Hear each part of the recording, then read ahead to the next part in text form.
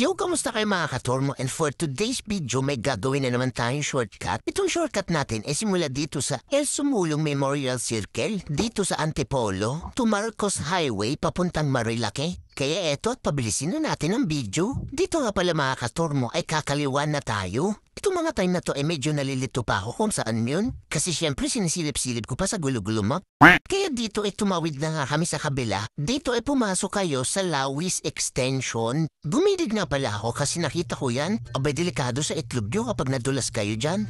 First time nga lang pala namin dumaan dito kaya hindi namin alam kung nagtatraffic ba tong way na to. Kaya eto, tagdire-diretso pa kami. At napansin ko din na marami din naman palang dumadaan dito. Kaya sigurado ako marami rin nakakaalam ng way na to. Kaya itong video na to ay para lang dun sa mga hindi pa nakakaalam. At syempre kung alam mo na, abay share mo na lang. At medyo masaya nga pala tayo ng araw na to. Paano ba naman? Pinayagan tayo? Kaya huwag yun ako galiin yung tumatakas. Lagi kayong magpaalam para hindi kayo matulog sa labas. At oo nga pala, i-promote ko na rin yung suot ko na gloves. Abay napakaganda niyan. Pag suot mo yan, hindi ka madidemonyo humataw dyan. Ilalagay ko na lang sa comment section yung link. Pabalik tayo dito sa shortcut ko. Ito pa rin ating dinadaanan ay si Lawis Street. At napansin ko medyo paangat na nga pala dito. Pero huwag kayong mag-alala sa mga itlog nyo kasi kita nyo naman yung kalsada. Naka-espalto, safe na safe yung egg mo. Habang binabaybay natin tun si Lawis Street, abay magkwentuhan muna tayo. Doon sa mga taga-Kulyat, yung ginawa ko dong shortcut, abay marami kasing nagre-reklamo. Kaya humingi ako ng pasensya sa inyo. Kasi simula daw nung ginawa ko yung shortcut na yon ay sobrang dami ng dumaan. Halos hindi na daw makapaglaro ang mga bata sa daan. Yung akala ko ay nakakatulong ako, hindi pala. Kaya sana huwag nang tumaan dun yung iba kapag baluwag naman sa Bisaya sabi nyo. At mabalik ulit tayo dito sa shortcut ko. Dito naman ay napansin ko na pababa kaya kailangan malakas ang preno nyo. Abay mahirap na kapag nagdire-diretso. Okay lang sana kung may sasalo. Kaso wala, single pa rin kayo. Di baseball, batik ko yung bibig mo eh. Huwag naman, boss.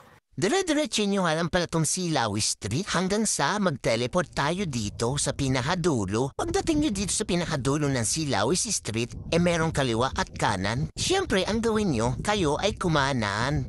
At ito ating dinadaanan ay hindi ko alam ang pangalan kasi wala nakalagay sa Google Map. Kaya i-comment yun na lang dyan kung anong street ba to at i-teleport ko lang ulit ng kaunti dito. Paalala ko lang itong way na to ay pababa na naman. Kaya i-ready nyo na yung mga preno nyo. At madadaanan nyo nga pala tong Golden Haven. At habang pababa kami dito ay napapasilip ako dito sa may kanan ko. Abay parang ang ganda ng view. Pero syempre mag-focus pa rin kayo sa daan nyo. At pagdating nyo dito sa may bandang baba, kayo ay kakaliwa.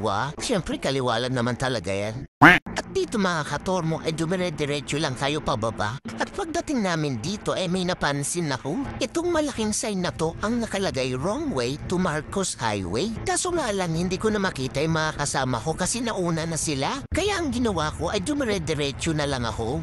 At dito ay minadaanan na akong guardhouse. At nagtatanong nga si Kuyang Guard kung saan daw kami pupunta. At tinuro nitong tropa ko na sinusundan namin yung isa naming tropa. Kaya dito ay napaisip na nga kami. At kinausap ko itong mga tropa ko. Napapag nasundan namin yung nasa baba ay babalik na ulit kami pataas. Kaya eto at tumire-diretso na kami pababa. Pagdating namin dito sa pinakababa ay may kinakausap yung tropa namin. Kausap niya yung mga lokal dito. At ang sabi ay may daan daw dito papuntang Marcos Highway kung maliwalan kami pagdating sa dulo. Kaya nagpasalamat kami gamit ang busina sa kanila.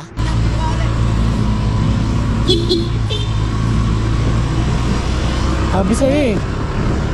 Kaya dito mga katormo kayo ay kumaliwa at dito ay napapaisip ako mukhang hindi ito shortcut, long cut to. At dahil nandito na rin kami ay dinerecho na rin namin. Pero ang sabi ng mga lokal dito bago daw dapat kami bumaba ay kumaliwa kami. Yun daw yung tamang daan. Pero dahil nandito na daw kami sa baba ay dumiretso na lang daw kami kasi meron naman.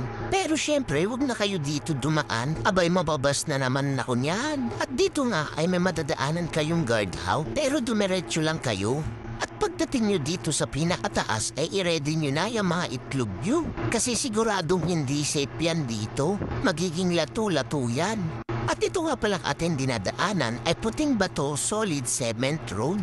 At hindi ko nga pala nire-recommend na daanan nyo to lalo na kung gabi. Baka paglabas nyo dito naglalakad na lang kayo.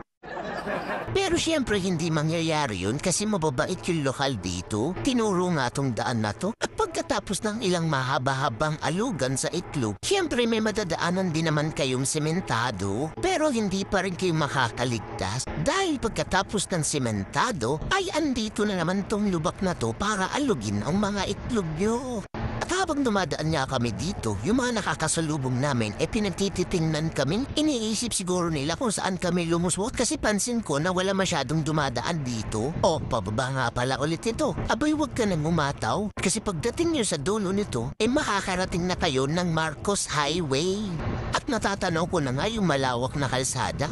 At eto at nakarating na tayo ng Marcos Highway. At dun nga pala dapat kami lalabas, yung tinuturo ko na yun sa kabila. Kaso dito kami lumabas sa may unahan. At dito ay kumanan lang kayo kung pupunta kayong Marilaki. So ano sa tingin nyo, shortcut ba talaga o long cut? Abay tingin ko long cut. Comment mo naman, abay comment mo na rin kung saan ang next natin shortcut. Let's go!